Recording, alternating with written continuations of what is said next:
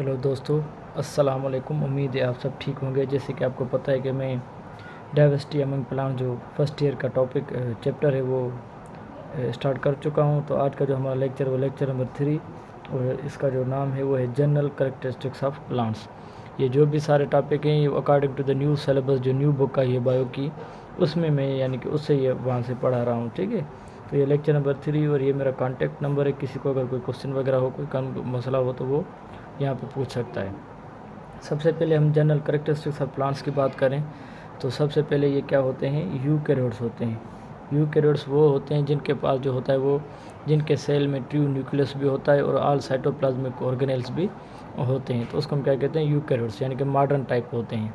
उसके बाद ये क्या होते हैं, मल्टी सेलुलर होते हैं। मतलब इनकी जो बॉडी होती है compose of more than 2 cell, एक से ज़्यादा 2 से ज़्यादा सेल की बनी होती है। इसको हम क्या कहते हैं, multi cell. Multi means many. और इसी की वजह से इनको जो है दूसरा नाम दिया जाता है जिसको हम क्या कहते हैं, मेटाफाइटा।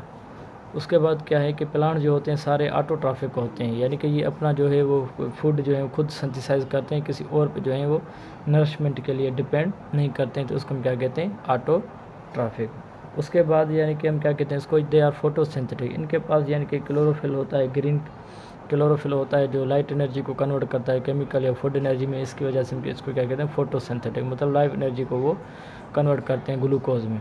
बेरिंग क्लोरोफिल, मतलब ये वो होते हैं जिनके पास क्लोरोफिल होता है, यानी कि क्लोरोफिल होता है। क्लोरोफिल क्या होता है, ये एक पिगमेंट होता है जो लाइट एनर्जी को कन्वर्ट करने में मदद करता है। ठीक है, क्लोरोफिल। इनको आगे हम पढ़ेंगे, इनके टाइप भी हैं chlorophyll, A B C D E F और एफ तक भी हैं। उसके बाद इनको क्या कहा जाता है, एम्ब्रियोफाइट्स। मतलब यानी कि प्लांट्स वो हैं जो अपना जो जब जायगोट की फार्मेशन हो जाती है तो कुछ टाइम पीरियड के लिए सीड के बनने तक वो जो है एम्ब्रियो अपनी बॉडी में रिटेन करते हैं। तो इसके हम क्या, इसकी वजह से हम इसको क्या कहते हैं, embryophytes, retain embryo inside the body. उसके बाद यानी कि इनके पास एक रिजिड जो होती है सेल वाल होती है जिसके जो किसकी चीज़ की बनी होती है, कि सेलुलोज की, कंपोज ऑफ सेलुलोज। अब सेलुलोज क्या है, सेलुलोज एक जो है वो पॉलीसेकेराइड है, मतलब compose of many sugar molecules. ये एक नॉन लिविंग जो होती है वाल होती है, यानी कि सेल वाल। इसकी प्राइमरी वाल भी होती है, सेकेंडरी भी होती है, मिडल लेमिला भी होती है। इनको आगे हम डिस्कस करेंगे। तो ये इसको क्या करती है, प्रोटेक्ट करती है आउटर इन्वायरमेंट से और यानी कि बस्ट होने से भी बचाती है। और they are sessile in nature, मतलब ये एक जगह पे फिक्स्ड होते हैं, इधर से उधर मूव नहीं करते। मतलब उसकी वजह से हम इनको क्या कहते हैं, नॉन मोटाइल कहते हैं फिक्स्ड एट वन पोजीशन। मतलब ये एक जगह पे होते हैं, एक जगह से दूसरी जगह तक ये मूव नहीं करते। ठीक है, हाँ कुछ अगर आप ब्रायोफाइट्स में देखें तो उनके जो एंथेरोजॉइड्स होते हैं वो थोड़ा मूव करते हैं, बाकी प्लांट खुद जो है वो मूव नहीं करते। स्टोर सरप्लस फूड, यानी कि ज़्यादा जब फूड होता है in the form of starch की, ये क्या करते हैं, स्टोर करते हैं। ठीक है, बैक्टीरिया के अंदर अपनी स्टोरेज होती है, फंजाई के अंदर अपनी होती है, हर किसी के अंदर स्टोरेज होती है वो डिफरेंट होती है। तो ये स्टार्च की हालत में क्या करते हैं, एक्स्ट्रा फूड को स्टोर करते हैं। और यानी कि इनकी जो बॉडी होती है differentiated into root, stem and leaves.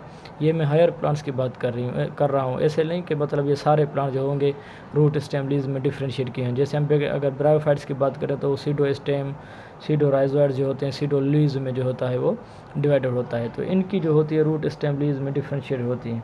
सारे के सारे क्या होते हैं, टेरेस्ट्रियल इन नेचर होते हैं। ठीक है, और कुछ क्या होते हैं, एक्वेटिक भी होते हैं। ऐसे नहीं कि भी सारे के सारे टेरेस्ट्रियल होते हैं। पहले प्लांट्स थे ही एक्वेटिक इन नेचर, फिर बाद में जो है वो टेरेस्ट्रियल हुए। कुछ फिर ऐसे टेरेस्ट्रियल थे जो वापस जो है एक्वेटिक में चले गए। जैसे हमारे पास यानी कि वाटर लिली है, वो फिर जो है वो पानी की तरफ वापस चला गया है। ठीक है, तो ये क्या है, टेरेस्ट्रियल इन नेचर। मतलब ये क्या होते हैं, खुश्की पे ज़्यादा रहते हैं। और ये क्या करते हैं, शो हेटेरोमॉर्फिक अल्टरनेशन जनरेशन, नस्लों की जो मटासटा करते हैं। ठीक है, तो इसको हम क्या कहते हैं, शो हेटेरोमॉर्फिक अल्टरनेशन जनरेशन। किसी में जो होती है आइसोमॉर्फिक, किसी में होती है हेटेरोमॉर्फिक। यहाँ पे हेटेरोमॉर्फिक का मकसद ये होता है जब इनका स्पोरोफाइट, गेमिटोफाइट जब मॉर्फोलॉजिकली एक दूसरे से डिफरेंट हो तो उसको हम कहते हैं हेटेरोमॉर्फिक। अगर सिमिलर होगा तो हम क्या कहेंगे, आइसोमॉर्फिक, मतलब मॉर्फोलॉजिकली। तो ये अल्टरनेशन ऑफ जनरेशन। अब अल्टरनेशन जनरेशन की 2 स्टेज होते हैं, एक स्पोरोफाइट, दूसरा गेमिटोफाइट। हायर जो हमारे पास प्लांट्स हैं, जो भी जैसे ट्रैकियोफाइट्स वगैरह हो गए, तो उसमें जो डोमिनेंट स्टेज है वो कौन सी है, स्पोरोफाइट है। और जो हमारे पास लोअर जो प्लांट्स हैं जैसे ब्रायोफाइट्स वगैरह हो गया, तो उसमें जो डोमिनेंट स्टेज है वो गेमिटोफाइट है। तो यहाँ पे इनकी मेन बॉडी स्पोरोफाइट होती है, फिर उनसे गेमिटोफाइट आता है। उधर उल्टा होता है, उधर पहले गेमिटोफाइट होती है, फिर उसमें से स्पोरोफाइट आता है। इनको हम आगे भी डिस्कस करेंगे ये दोनों चीज़ें क्या हैं। ठीक है, तो ब्रायोफाइट्स में ये होती है डोमिनेंट स्टेज और ट्रैकियोफाइट्स में ये वाली होती है। उसके बाद अगर आप देख लें तो हम बात कर रहे थे क्यूटिकल लेयर। अब ये क्या करते हैं, कुछ ऐसी चीज़ें, मतलब जब ये टेरेस्ट्रियल लाइफ में आए तो इन्होंने क्यूटिकल लेयर जो है वो डेवलप की, तो जिसका काम क्या था, to reduce the rate of transpiration. मतलब अब टेरेस्ट्रियल लाइफ में आ गए हैं तो पानी लेने के क्या हो, उनके पास जो है बहुत सारे मसाइल हैं। एक तो पानी है नहीं, दूसरा कंजर्व करना भी इशू है, तो रेट ऑफ ट्रांसपायरेशन को कम करने के लिए क्यूटिकल डेवलप करते हैं। दूसरा होता है स्पोरोपोलेनेंस, एक सेकेंडरी प्रोडक्ट होती है जो टफर देन क्या होती है, लिग्नन होती है।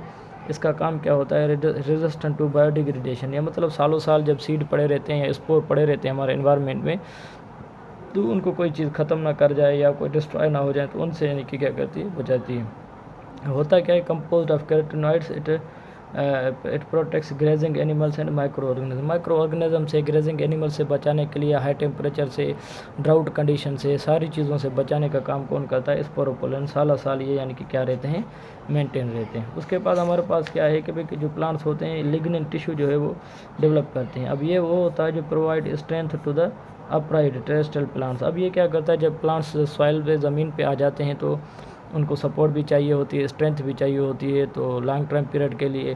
तो ये क्या करते हैं, लिग्निन टिश्यू यानी कि फोर्टिफाइड टिश्यू डेवलप करते हैं, जो मतलब इनको स्ट्रेंथ भी प्रोवाइड करता है और टफनेस भी मुहैया करता है। ठीक है, तो ये काम किसका होता है, लिग्निन का। ये सारी सेकेंडरी प्रोडक्ट्स हैं। उसके बाद इनके पास क्या होते हैं, वस्कुलर टिश्यूज़ होते हैं। पहले जब पानी में रहते थे तो ऑस्मोसिस डिफ्यूजन से काम चल जाता था। अब ये जब क्या करते हैं, जब सॉइल पे आ गए तो इनके पास क्या होते हैं, वस्कुलर टिश्यूज़, यानी कि इन्होंने जाइलम और फिलोएम डेवलप किया था। जाइलम जो है वाटर और मिनरल्स के लिए, और फिलोएम जो है वो किसके लिए, फूड के लिए। तो ये अभी जो है इनके अंदर ये सारी की सारी क्या हैं, वो जनरल करेक्टरिस्टिक्स हैं प्लांट्स की। जो हायर प्लांट्स टाइप हैं वो ज़मीन पे आ गए हैं, वहाँ पे लैंड कर रहे हैं, ठीक है, तो वहाँ पे सर्वाइव कर रहे हैं। तो ये सारी की सारी करेक्टरिस्टिक्स उनकी इंशाल्लाह नेक्स्ट लेक्चर के साथ आपके साथ हाज़िर होऊंगा। दुआ में याद रखिएगा। शुक्रिया।